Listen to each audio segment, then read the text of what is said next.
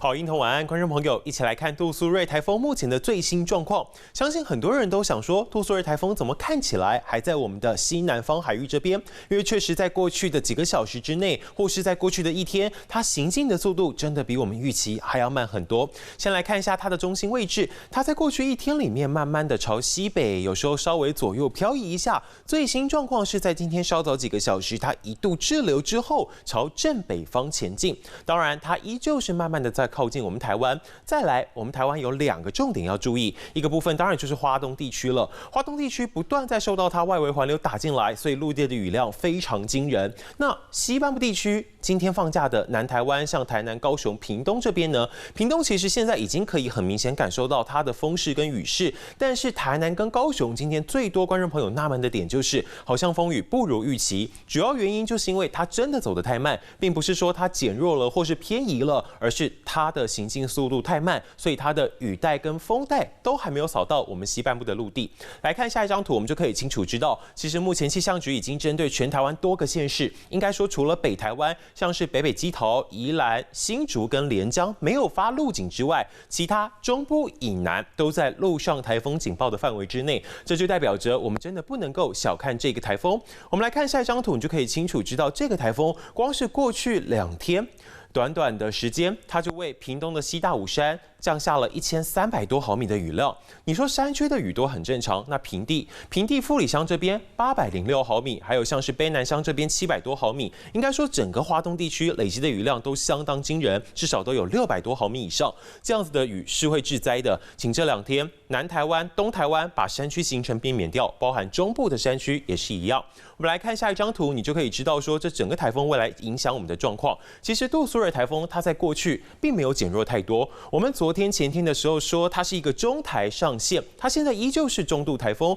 但是因为它过去行进的路线，包含像是它在菲律宾北方之前它增强了许多，还有在它通过菲律宾北方之后的海域也是有助于它发展的，所以它依旧是一个中度台风，而且它的7级风暴风半径还是有280公里。我们再来要关注的就是它的路径了。我们刚刚有说，在过去的几个小时之内，它一度朝正北方前进。我们要看过去我们的预估是它会朝西北或是北北西的方向走，但是如果它依旧朝正北的方向，就表示它的台风中心位置还有7级风暴风圈扫到台湾西半部地区的范围都会越来越大。当然，这就代表着对我们的降雨还有风势都会更明显，所以未来它的路径是一个关键。那就算照着现在的走，我们来带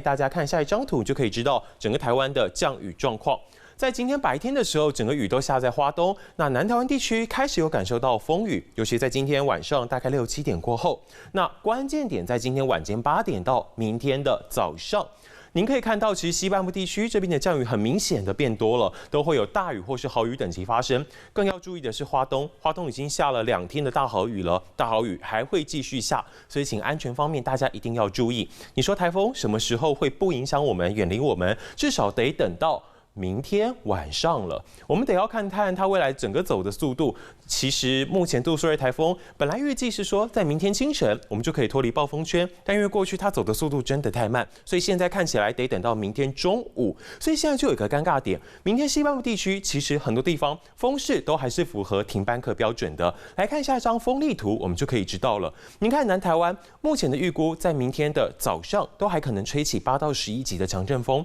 还有像是北台湾7到9级的强阵风。那当然有发路警的中南部、南台湾，明天出门时间都还可能会是大风大雨，会不会有可能停班课？请随时锁定我们华视新闻频道。那同样要注意的，像是东半部地区也是一样会有强风出现。最后，我们来看一下它的整个降雨的情况。大之外呢，风我们刚刚也看了，有强风，当然就有巨浪。随着台风近中心，慢慢的越来越靠近台湾，您可以看到，在今天傍晚时间，还有像现在这个时间，整个南部沿岸地区都是刮起长浪的。我们的测站就有测得，像是在小琉球这边有7.3米的巨浪，恒春也有7.2米的巨浪，